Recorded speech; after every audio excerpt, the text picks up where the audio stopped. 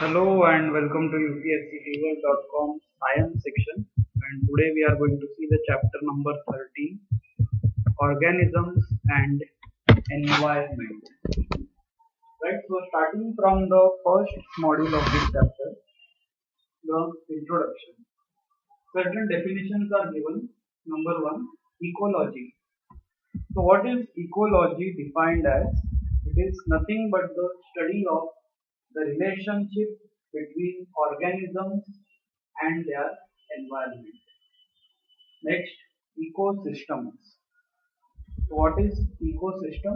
It is a functional unit of nature that encompasses interactions between the living and the non-living components. The living components are the plants, the animals, the microorganisms, algae, fungi, etc. And these are also the biotic components, whereas the non-living components are the abiotic components, and so the relationship between them, or the functional unit of nature which encompasses the interaction between them, is the ecosystem. Next, the examples of ecosystem are grassland ecosystem, then ocean ecosystem, land ecosystem, so on. So the next definition is, what is habitat? Habitat is the area or the surrounding where the organisms live, and again it has many components. One is the biotic component, like the plant, the microorganisms, the animals in that area, and also the abiotic component, which is climate, air, water, light, soil, rocks. So a combination of this makes the habitat. It is interesting fact that around 70% of all species of animals, 70% of all the species in our planet are animals, and in animals 70% are insects, and the remaining 22% species are plants. Food chain is an interesting concept. Again, the organisms feed onto each other and form a chain, and this is known as a link from the producers to the tertiary consumers, and this link is the food chain. And so the plants consume sunlight and produce food, then the herbivores consume the plant, and the carnivores consume the herbivores. So this is a food chain. Each step of that food chain is known as a trophic level. So you can note that down. Each step is the trophic level, and it is a relation that each trophic level follows the 10% law. That is, 10% of the energy present of a lower trophic level is passed on to the higher trophic level.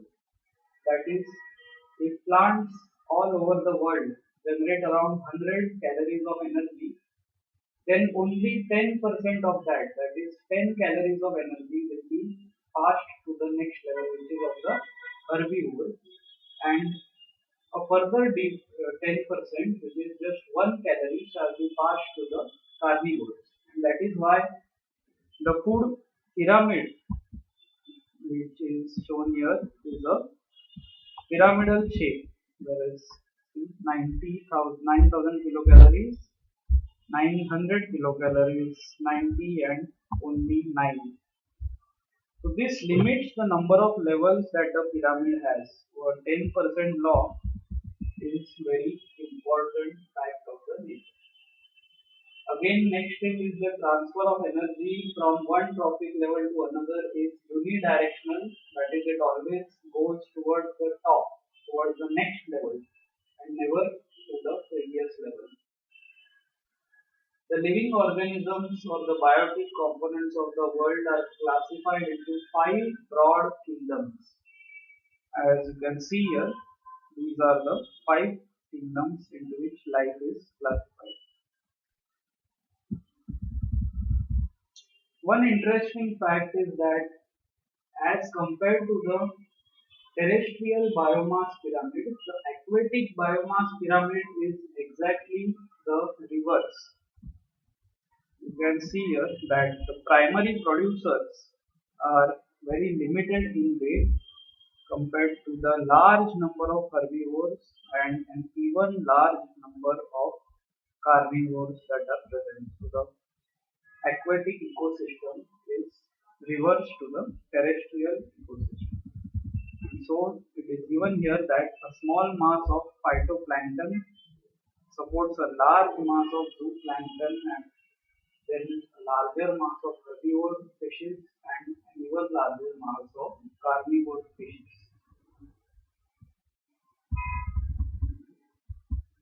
Right, so one interesting another definition is that of food web. As you know that a food chain is a very simple explanation of the nature, but a food web means that at each level of the organism can be eaten by several other organisms at the higher level.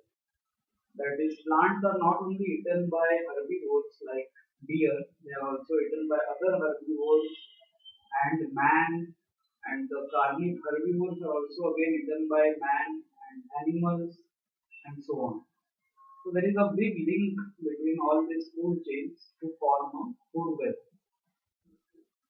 Next is the phenomenon of biomagnification.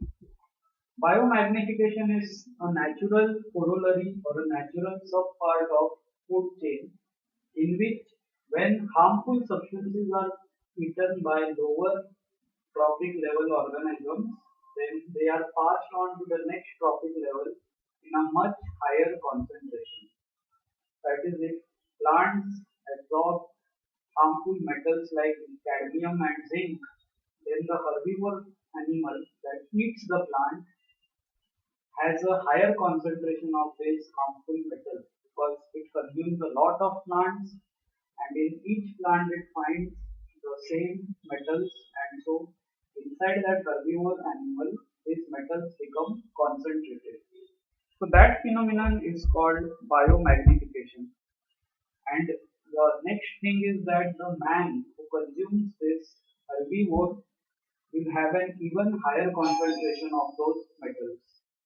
The next part is the phenomenon of eutrophication. So in this we call also aging of the water body, and the natural aging process is known as eutrophication, but this process is accelerated due to the man-made activity. For example, when we use excessive fertilizers, then they wash away with the rainwater and get collected in some water body, and this increases the nutrients of that water body, and so there is an increasing growth of weeds or plants in that water body. What happens is that these weeds absorb a lot of oxygen, and so the fishes don't get enough oxygen and they die. So this is the known as accelerated eutrophication. Next part is biofortification. So in biofortification, we breed crops with higher levels of vitamins and minerals. Next is bioremediation. In bioremediation, what we do is we use microorganisms to make toxic waste harmless, and this is seen during oil spills. So when oil is spilled in the ocean, some microorganisms are there which are released. These are oil consuming microorganisms and they again purify the water. So biofortification and bioremediation are very useful phenomena.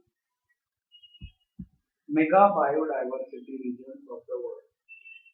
Mega biodiversity region is usually present between the Tropic of Cancer and the Tropic of Capricorn. Since these are tropical areas, they receive a long period of sunlight, and so the temperature is constant and predictable. This leads to species diversification, and so the countries present in this zone have a large number of species of both plants as well as animals. Next is the acclimatization. Acclimatization is a series of very interesting changes that organisms produce in them to adapt themselves to the surroundings or to adapt themselves to the rapid changes that take place in their surroundings.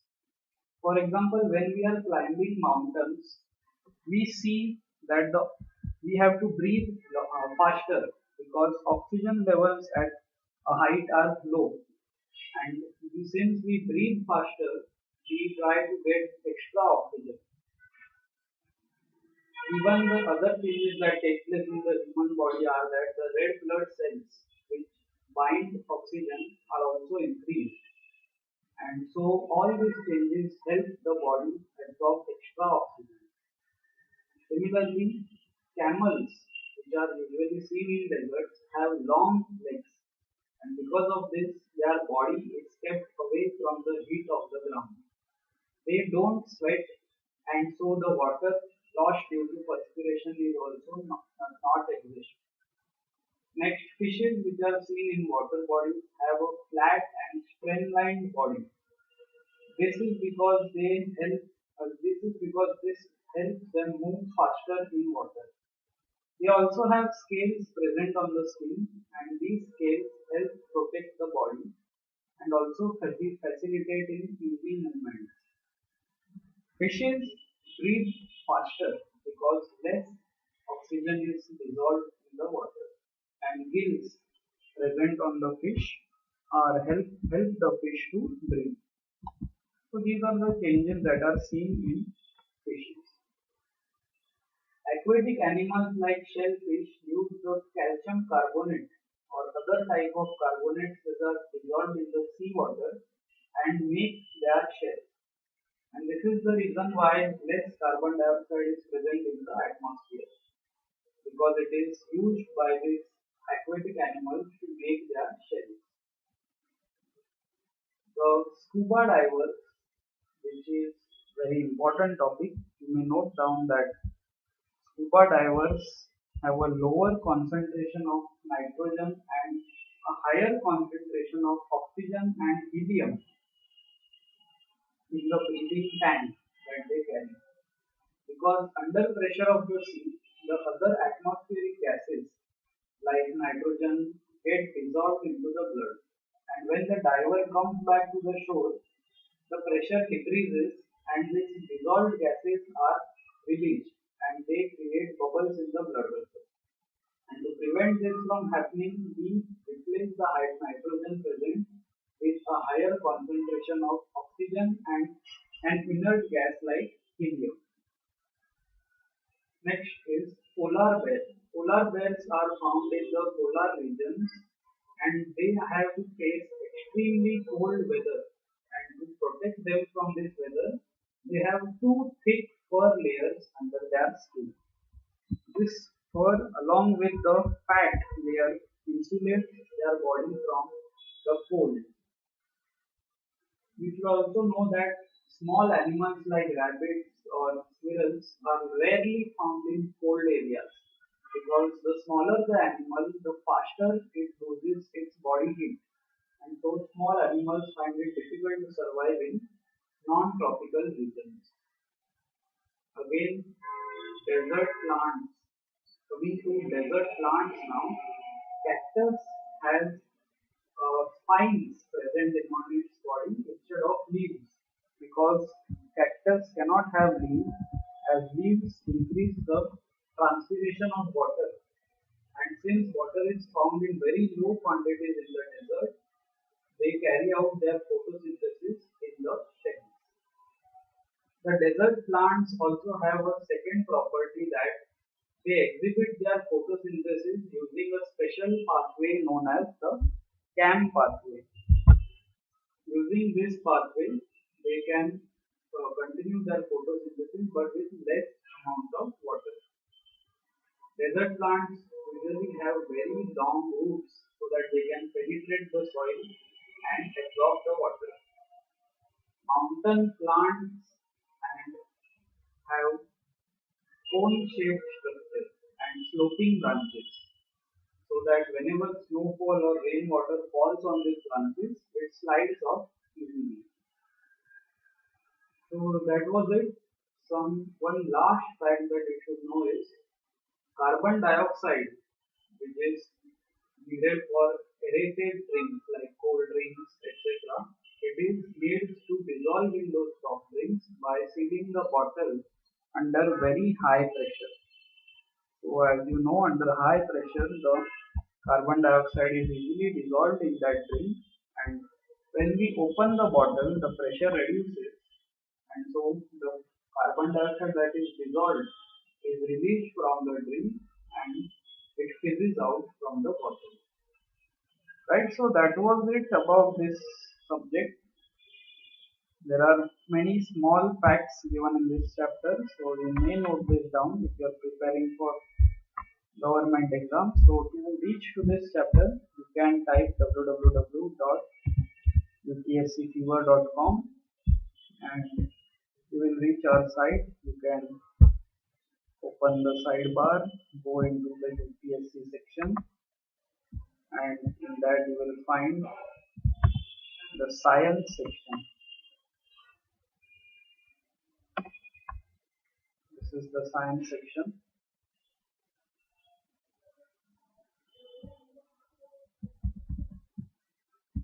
Right, so yeah, this is the science section, and today we saw chapter number 30, organisms and environment.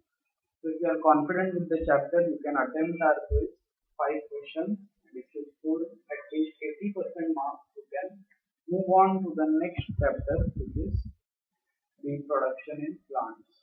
Thank you.